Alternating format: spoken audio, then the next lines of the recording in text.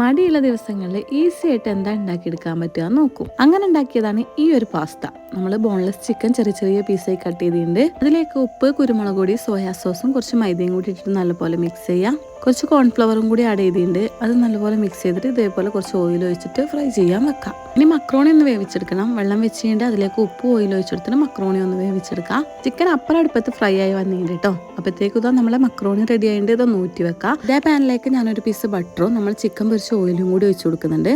ഇതിലേക്ക് ഒരു 3-4 വെളുത്തുള്ളി ചോപ്പ് ചെയ്തതും കുറച്ച് മൈദയും കൂടി ആഡ് ചെയ്യാൻ നല്ല പോലെ ഒന്ന് വേവിച്ചെടുക്കാം. എന്ത് ഇതുപോലെ തിക്കായി വരുമ്പോൾ നമ്മൾ ഇതിലേക്ക് ഒരു ഗ്ലാസ് പാലാണ് ഒഴിച്ചു കൊടുക്കുന്നത്. ഇനി കുറച്ച് കുരുമുളകിന്റെ പൊടിയും ഒറിഗാനോ ഉണ്ടെങ്കിൽ അതും ഇട്ട് കൊടുക്കുക. കുറച്ച് ചില്ലി ഫ്ലെക്സും കൂടി ആഡ് ചെയ്യുക. ഉപ്പും കൂടി ആഡ് ചെയ്തിട്ടുണ്ട് കേട്ടോ. ഒരു പീസ് ചീസും അതുപോലെ വേവിച്ച് വെച്ച ചിക്കനും സ്വീറ്റ് കോണും കൂടി ഇട്ട് കൊടുക്കുന്നുണ്ട്. ഉണ്ടെങ്കിൽ മാത്രം കുറച്ച് മസാല ചീസും കൂടി ഇട്ട് കൊടുക്കുക. നമ്മൾ വേവിച്ച് വെച്ച് മക്രോണി ഇട്ട് കൊടുത്തിട്ട് നല്ലപോലെ മിക്സ് ചെയ്തെടുക്കാം.